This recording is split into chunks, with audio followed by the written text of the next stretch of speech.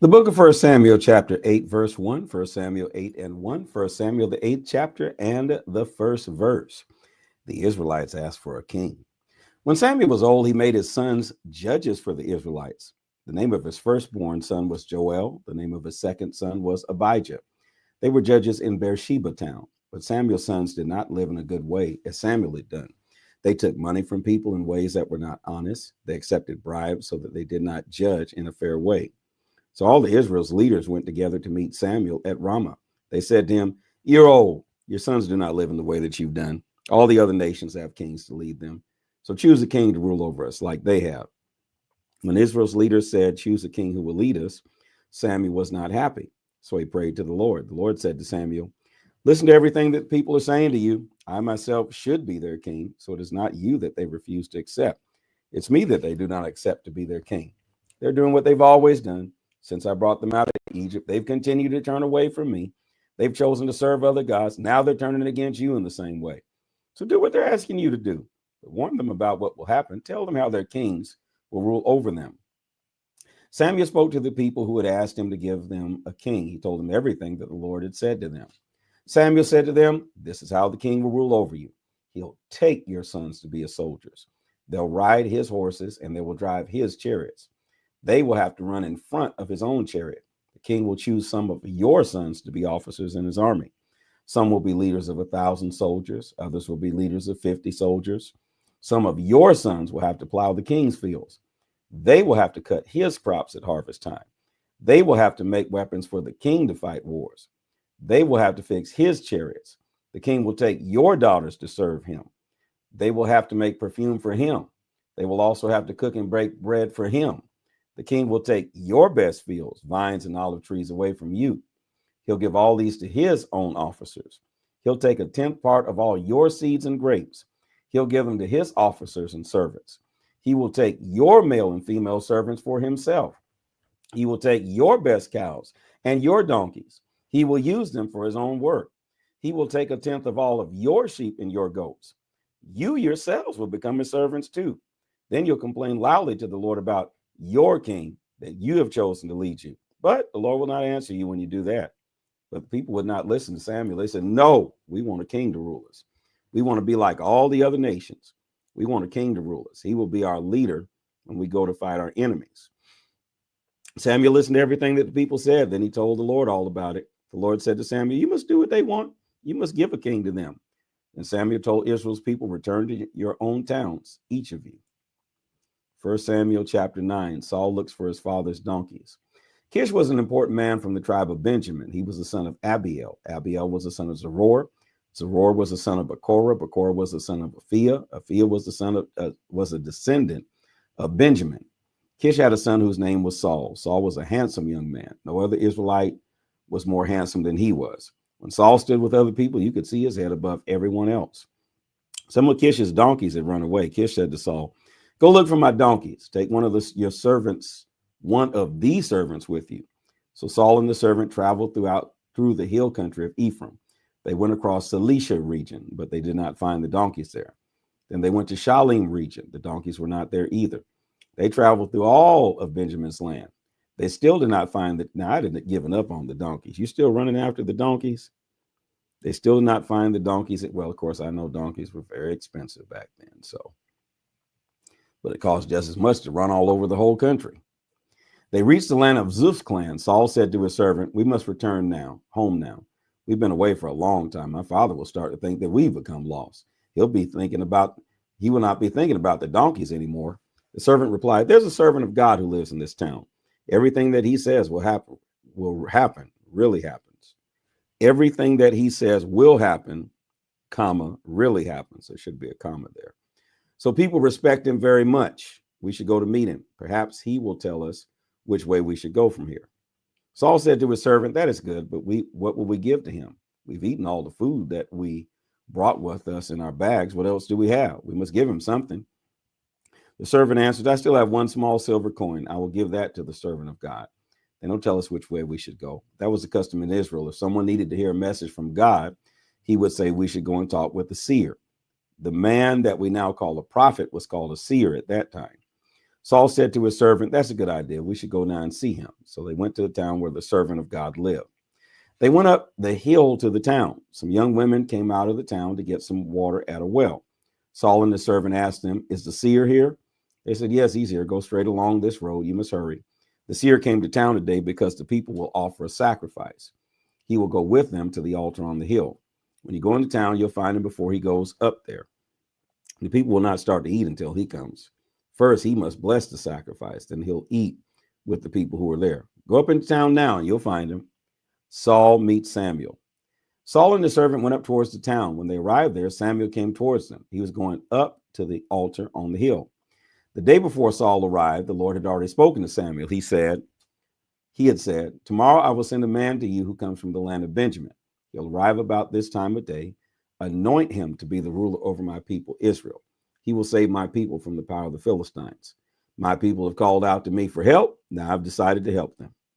When Samuel saw Saul, the Lord said to him, "Here's the man that I told you about. He will rule over my people." Saul met Samuel at the gate of the town. Saul said to him, "Please tell me where the seer's house is." Samuel said to him, "I am the seer. Go in front of me now to the altar on the hill. You and your servant will eat a meal with me there. Tomorrow morning, I'll send you back to your home. Before that, I will tell you what you want to know. Someone has already found the donkeys that you lost 3 days ago. Do not think any more about them. The only thing that the Israelite people want now is you. They want you and your father's family." Saul answered, "I belong to the tribe of Benjamin. Saul, Lord, I can make up some words. Jesus. Like the former president, George Bush, would do. He can make up some words. Saul answered, "I belong to the tribe of Benjamin. It is the smallest tribe in the nation of Israel, and my family belongs to the smallest clan in that tribe. So why do you speak like this to me?" Then Samuel took Saul and his servant into a room where they would eat the meal. He made them sit in the most important seats in front of all the other people. About 30 people had come to eat the meal. Samuel said to the cook, "Please bring me the special piece of meat that I gave you. I told you to keep that piece separate." So the cook brought the leg of meat and he put it down in front of Samuel. Samuel said to Saul, "I kept this special piece of meat for you to eat. Eat it now. I kept it separate for this time when we would eat together. I chose it for you when I asked the people to come and eat this special meal." So Saul ate the meal with Samuel that day. They came down from the hill and they went into the town. Samuel took Saul onto the roof of his house and they talked together. They got up at dawn the next day. Saul had been sleeping on the roof. Samuel shouted up to him, "Get up and prepare to leave. I'll send you on your journey." Saul got ready to leave to go home. Saul and Samuel went into the street together. They walked to the edge of the town. Samuel said to Saul, "Tell your servant to go out on in front of us." So he did that. Then Samuel said, "Stay here for a moment. I need to tell you God's message." Saul is like, "All I wanted was my father's donkeys." First Samuel, that's a message. Looking for donkeys and ended up becoming king. 1 Samuel 10, Samuel anoints Saul. Then Samuel took a jar of oil and he poured it on Saul's head. He kissed Saul and he said, wow, a jar of oil. "The Lord has anointed you as the leader of his people. You will rule over them and you'll rescue them from the power of their enemies. This is how you will know that the Lord has chosen you to be the leader of the Israelite people. After you leave me today, you will meet 2 men at Zelzah on the border of Benjamin's land. They'll be near the grave where Rachel is buried. The men will say to you, 'Someone has found the donkeys that you were looking for.' Your father is no longer thinking about his donkeys. Now he's upset because he doesn't know where you are. He continues to ask, 'What can I do about my son?' After you leave there, you'll reach the big tree at Tabor. 3 men will meet you there. They're going to Bethel to worship God there." Why are they going to Bethel? I thought the altar, the Ark of the Covenant, was at Kiriath Jearim, and the tabernacle's at Shiloh. I'm totally confused. Samuel's not a priest, or he is one, and he's offering or leading sacrifices all over the place. The tabernacle's at Shiloh. The Ark of the Covenant is Kiriath Jearim, and now they're going to Bethel to worship God. Confusion. All right. Hopefully it all makes sense eventually, saints. Forgive me. That's another Bible study question. All right. They're going to Bethel to worship God there. One of the men will have 3 young goats with him. One of them will have 3 loaves of bread. The third man will have a bag full of wine. They'll say, hello to you, and they'll offer you 2 loaves of bread. You must accept the bread, then you must go to God's special hill at Gibeah. Now, why is the hill special? Some Philistine soldiers have their camp there. When you reach the town, you meet a group of prophets. They'll be coming down from the hill where people worship God. So people are just worshiping all over the place. I thought it was supposed to be centralized at the tabernacle, but apparently now everybody's just having worship wherever they want to have it. That's why there's confusion. So people are worshiping God on the top of Gibeah Hill also. They'll be making music with their harps, tambourines, flutes, and lyres. They'll be prophesying as they go along. Then the Lord's Spirit will come to you with power. You'll start to prophesy too. You'll change to become like a different person. After you see these things happen, you must do whatever seems right to you. God will be with you. You must go to Gilgal, and then I'll come there. I'll join you there to offer burnt offerings and peace offerings to God. You must wait for 7 days until I come. When I arrive at Gilgal, I'll tell you what you should do. Saul turned away to leave Samuel. At that moment, God gave Saul a new nature. Everything that Samuel had said to Saul happened that day. When Saul and his servant arrived at Gibeah, a group of prophets met them. God's Spirit came on Saul with power. He started to prophesy as the prophets were doing. People who already knew Saul could not understand what was happening. When they saw him prophesying along with the prophets, they asked each other, "What has happened to the son of Kish? Has Saul himself become a prophet?" A man who lived at Gibeah asked, "Do you know who is the father of all these prophets?" Because of what happened, it became a proverb to say, "Has Saul himself become a prophet?" When Saul had finished prophesying, he went up to the hill where people worship God. When Saul's uncle saw Saul and his servant, he asked him, "Where have you been?" Saul said, "We went to look for the donkeys. We could not find them, so we went to visit Samuel." Saul's uncle said, "What did Samuel say to you?" Saul replied, "He told us that someone had found the donkeys." But Saul did not tell his uncle that Samuel had said that he would become the king. Oh, Lord, his uncle probably would have had a fit. You became what? Saul becomes the first king of Israel. I'd like to hear the rest of that story. What did his uncle say when he found out about this? We sent you to find some. We don't want to hear nothing about no king. You come here and take care of these donkeys like you're supposed to. Lord have mercy. Samuel sent a message. Lord, that sounds like an old uncle too, an old man. Boy, shut up. We don't want to hear nothing about no king. You go and take care of these donkeys.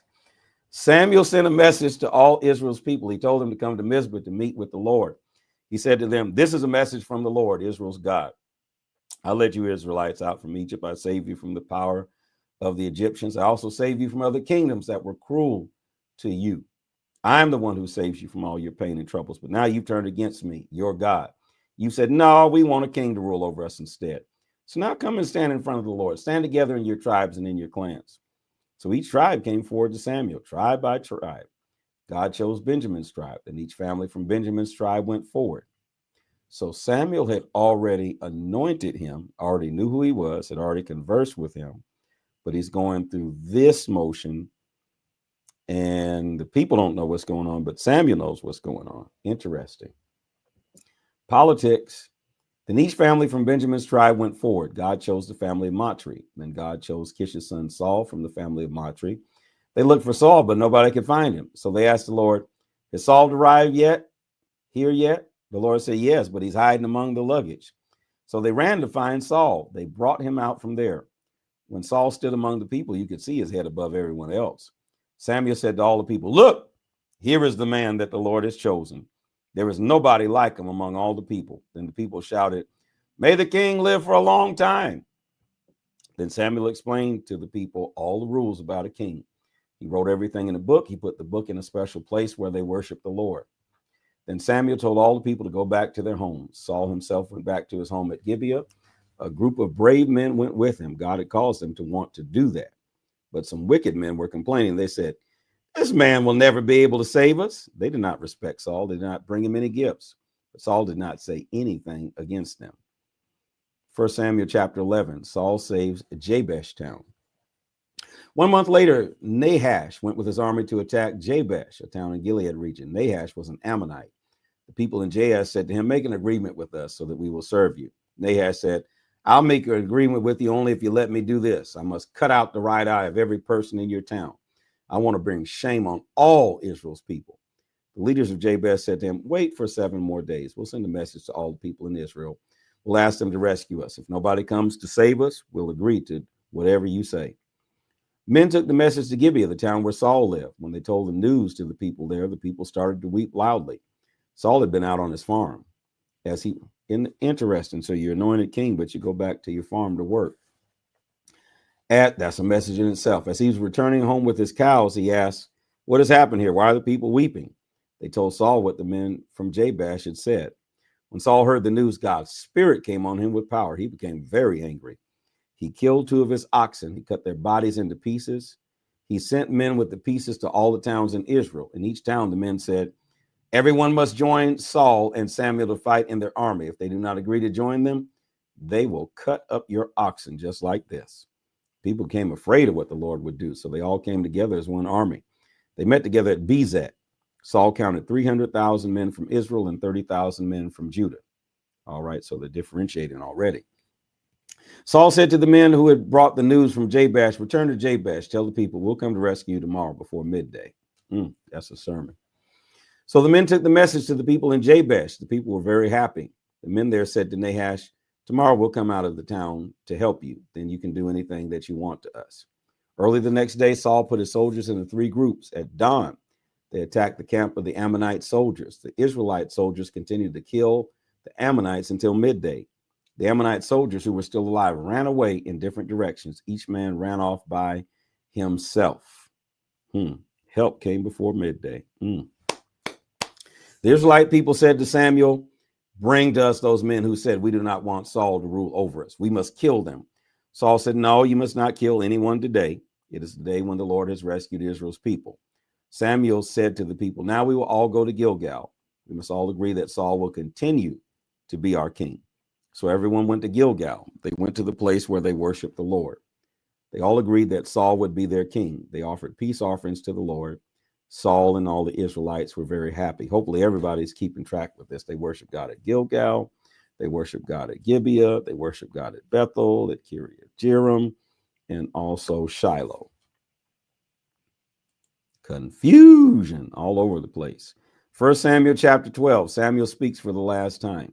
Samuel said to all the Israelites, I've done everything that you asked me to do. I've given you a king to rule over you. Listen, you now have a king to be your leader instead of me. I'm old and my hair is gray. My sons are here with you, and I've been your leader from the time when I was young until now. Look at me. I stand here where the Lord has his chosen king, and his chosen king can see me. Speak now if I've done anything wrong against you. Have I taken anyone's cow or anyone's donkey? Have I cheated anyone? Have I been cruel to anyone? Have I received bribes from anyone to say that they are not guilty? If I've done any of those things, tell me, then I'll pay back my debt. The Israelites answered, you haven't cheated us. You haven't been cruel to us. You've not robbed any of us. Samuel said to them, the Lord has chosen his king. The Lord and his chosen king have heard what you said today. They know that I've not done a wrong thing against any of you. The people replied, yes, the Lord knows what we have said. Then Samuel said to the people, the Lord chose Moses and Aaron to lead his people. He brought your ancestors out from Egypt. You must stand up now for the Lord to judge you. You need to remember all the great things that the Lord has done to help you and your ancestors. After Jacob and his family went to Egypt, your ancestors called to the Lord for help. The Lord sent Moses and Aaron to help them. They led your ancestors out of Egypt. They brought them to live here in this land. But your ancestors forgot about the Lord their God. So he let their enemies win against them. Sisera led an army from Hazar to attack the Israelites. The Philistines and the king of Moab also attacked them. Then the Israelites called out to the Lord for help. They said, we've done bad things. We've turned away from the Lord. We've worshiped idols of Baal and the images of Ashtaroth. Please save us from our enemies and we'll worship you. So the Lord sent Gideon, Barak, Jephthah, and Samuel to help you. The Lord saved you from all your enemies so that you can live safely. But then you saw that Nahash, the king of the Ammonites, was coming to attack you. So you said to me, now we want a king to rule over us. Now I'm confused. I thought that Saul became the king before this story of Nahash, the king of the Ammonites. So evidently this is all, I hate to say jumbled up together, but it's not in chronological order. That's a nicer way to say this. It's not in chronological order. So you said to me, now we want a king to rule over us. You forgot that the Lord, your God, is your king. Look, no, that's not the problem, Samuel. Now you've been in the truth now. Now, you said you haven't cheated anyone. You're somewhat of a lying wonder there, because they had an issue because your sons were not proper successors to you because they didn't live right like you did. That's the issue that they brought up. At least that's what we read. So you're leaving that part out of it, but you were quick to tell. Now I see some hypocrisy here, Samuel, because you were getting after Eli, talking about God's getting after him about his sons. And now you're not saying nothing when your sons are in the same predicament. So you see, you got to be careful how you deal with other people. It'll come back on you. Your name may be Samuel, but that seems like a double standard to me there. All right. Be quiet, Hankerson. Quit giving commentary. Let's read. That's another Bible study question. All right. 13. Look, here's the king that you chose. He is the man that you asked to have. The Lord has made him your king. You must respect the Lord with fear. You must obey what he commands you to do. You and the king who rules over you must serve only the Lord your God. If you do that, everything will go well with you, but the Lord will punish you and your king if you do not obey him. You must not turn against him again. Now stand here and watch. The Lord will do a great thing that you'll see it. This is the time of the wheat harvest. I will ask the Lord to send thunder and rain. Then you'll understand that you've done an evil thing against the Lord. You've asked for a king to rule over you. Samuel prayed to the Lord. That same day, the Lord sent thunder and rain. All the people became afraid of the Lord and of Samuel. They said to Samuel, please pray to the Lord your God for us. We don't want to die. We realize that we've done many bad things in past times. Now we've added those sins when we asked to have a king.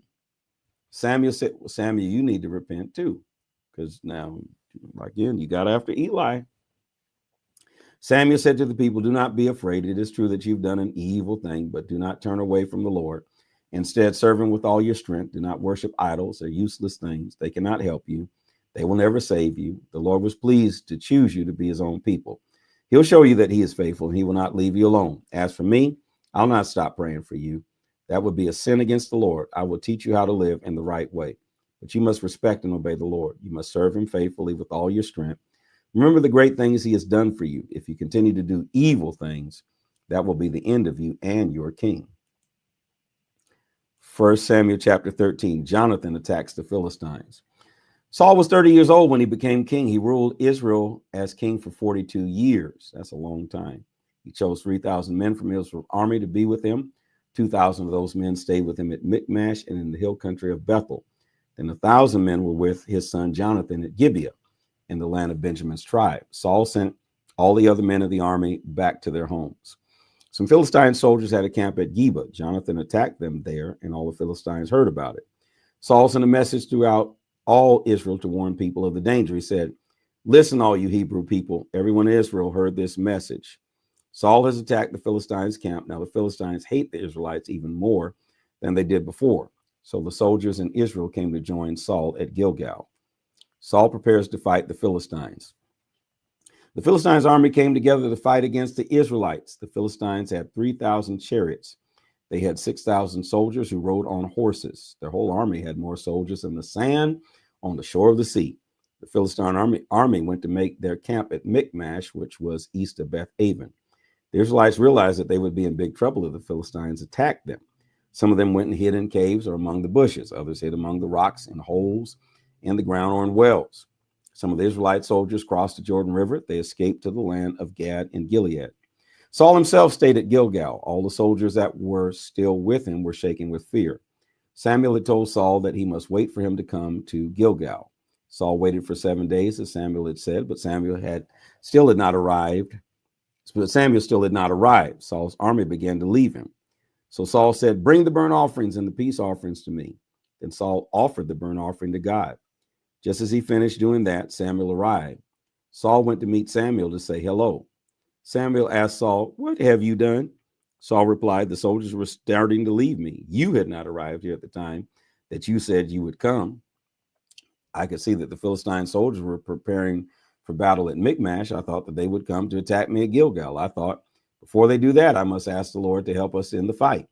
Because of that, I had to offer the burnt offering to him. Samuel said, you've done a foolish thing. You've not obeyed the command of the Lord your God. If you'd obeyed the Lord, he would have let you and your family rule Israel forever. But because of what you've done, your kingdom will not continue. Instead, the Lord will find a man who pleases him. The Lord has decided that this man will become the leader of his people instead of you. He'll do that because you've not obeyed his command. After that, Samuel left Gilgal. He went to Gibeah in the land of Benjamin's tribe.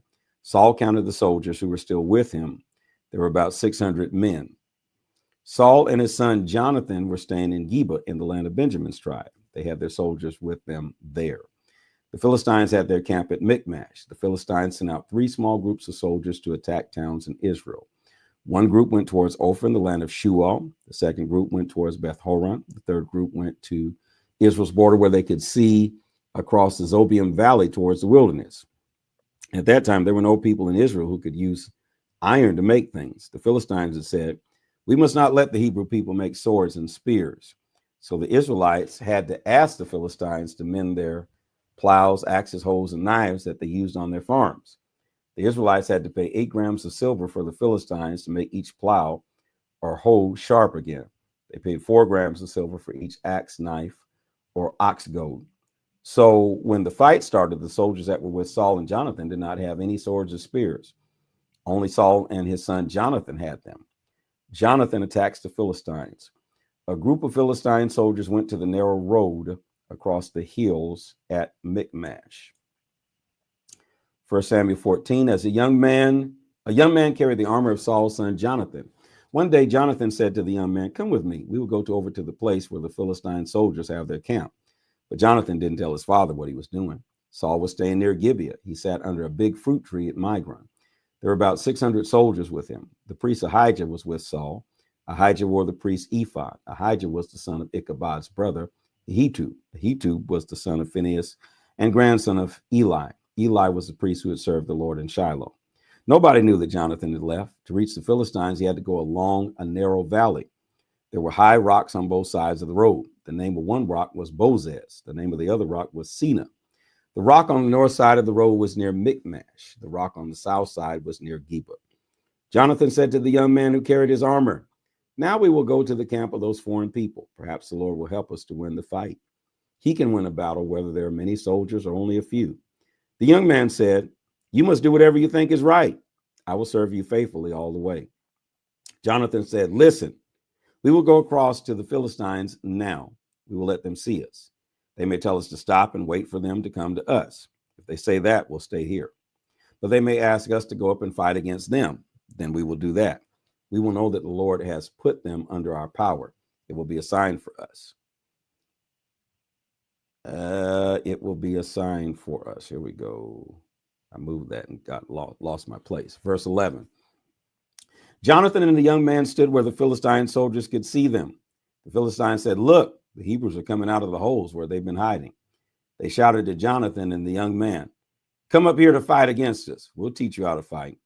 Jonathan said to the young man, "Follow me as I climb up to them. The Lord has put them under Israel's power." Jonathan climbed up the rock on the walls on his hands and feet. The young man climbed up behind him. Jonathan attacked and killed some of the Philistines. The young man followed behind Jonathan and killed more of them. In the first fight, Jonathan and his young man killed about 20 Philistines in a small area. All the other soldiers in the Philistine army then became very afraid. This included the soldiers in the camp, those in the fields, those who were guards, and the groups who were attacking other towns. Even the ground shook because God had made them all very afraid. Some of Saul's soldiers who were with him in Gibeah were watching the Philistines. They saw that their soldiers were running away in different directions. Saul said to his men, "Count our soldiers, find out who's not here." When they did that, Jonathan and the young man who carried his armor were not there. Saul said to Ahijah, the priest, "Bring the ephod here." At that time, Ahijah was wearing the ephod. While Saul was saying this, the Philistine soldiers were making more and more noise. They were all very confused. So Saul said to the priest, "Take your hand out the ephod. It's time to go." Then Saul and all the soldiers who were with him marched out to battle. They found that the Philistines were completely confused. They were fighting each other with their swords. Before this, some of the Hebrew men had gone to join with the Philistine army.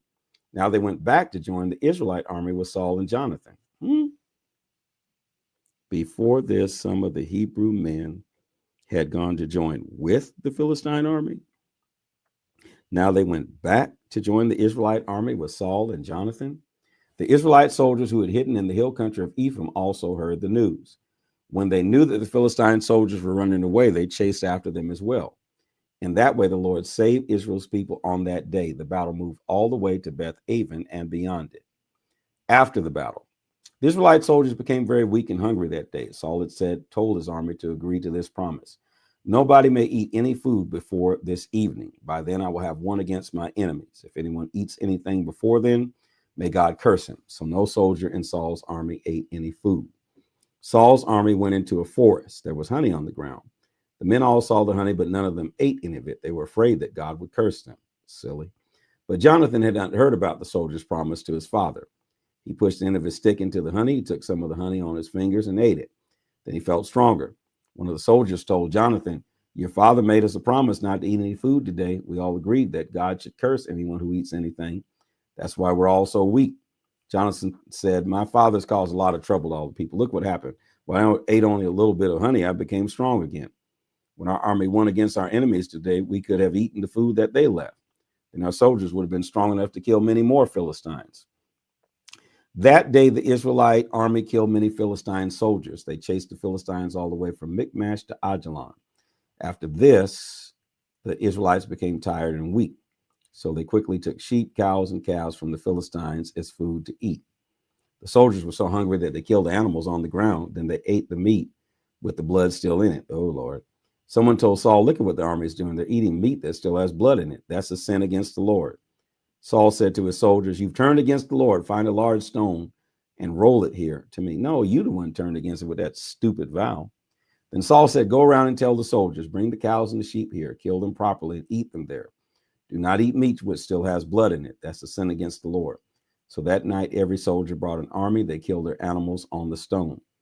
Then Saul built an altar to worship the Lord. It was the first time that he had built an altar for the Lord. Then Saul said, we will go on tonight and attack the Philistines again. We'll chase them all night until dawn, and we'll kill all of them. The men answered, do whatever you think is right. But the priest said, we should ask God first. Saul asked God, should we attack the Philistines? Will you give us power over them? But God did not answer Saul that day. So Saul said to all the leaders of the army, come here. Someone has done a bad thing today. We must find out who has done it. The Lord is the one who rescues Israel. As surely as the Lord lives, I promise that I'll punish the man who's done this bad thing. Whoever it is must die, even if it's my own son, Jonathan. Still talking stupid. You have some issues upstairs. The light isn't all on. Or the lights are on and nobody's home. But nobody in the army said anything. Saul said to all the Israelites, you stand on this side, my son Jonathan, and I will stand on the other side. The people answered, do what you think is right. And Saul prayed to the Lord, Israel's God. He said, please show us who's done this sin. Let the special stones, Urim and Thummim, show us who has done it. The stones chose Jonathan and Saul. They did not choose the soldiers of the army. And Saul said, let the stones show whether it's Jonathan or me. The stones chose Jonathan. Really? That's how you're hearing from God, from some stones? Saul said to Jonathan, tell me what you've done. Jonathan told him, I pushed the end of my stick into some honey. I ate a little bit. You said that I must die. Saul said, Jonathan, you must surely die. I asked God to kill me if I didn't punish you with death. Dumb. But the soldier said to Saul, no, Jonathan must not die. He's rescued us in battle. As surely as the Lord lives, we promise that he will not lose even one hair of his head. It is God who has helped Jonathan to win the fight today. Thank you, soldiers, for standing up to that foolishness. In that way, the army saved Jonathan from death. After that, Saul stopped fighting against the Philistines. The Philistines returned to their homes. Saul leads Israel as their king. After Saul became king of Israel, he fought against all their enemies. He fought against the Moabites, the Ammonites, and the Edomites. He fought against the kings who ruled in Zobah. He also fought against the Philistines. Saul won against all Israel's enemies wherever they were. He fought very bravely, and he won against the Amalekites. Saul kept Israel safe from all the people who attacked them. So how is it that Saul gets such a bad rap as being such a bad king? Looks to me like he's doing what he's supposed to do here, keeping them safe from their enemies, and he's winning every battle. Okay. Saul's sons were Jonathan, Ishvi, and Malchishua. Saul had two daughters, Merab and his older daughter. Michal was his younger daughter. The name of Saul's wife was Ahinoam. She was the daughter of Ahimaaz. Abner was the leader of Saul's army. He was the son of Saul's uncle Ner. Abiel was the father of both Saul's father Kish and Abner's father Ner. Now, wait a minute. Did this man have only one wife? The name of Saul's wife was Ahinoam, but yet David had all of those different wives and took Bathsheba. hmm But yet he's considered the one after God's own heart, and Saul's considered the bad one. During all Saul's life, there were wars between the Philistines and the Israelites. If Saul found a strong soldier or a brave man, he caused a man to join his army. Interesting. Shall we pray? Put in the comment section, this is the word of the Lord. Follow, like, and subscribe. Hit that arrow at the bottom of the screen and share this video. Father, in the name of Jesus, as we read these stories, these narratives, these historical records, there are so many unanswered questions. We look at Samuel, first of all. Samuel, who's considered the epitome of godliness, and Samuel, who gives the prophecy to Eli in regard to his sons and all the bad things that are going to happen. But yet when Samuel gets old, his sons are doing the same thing, just about taking bribes.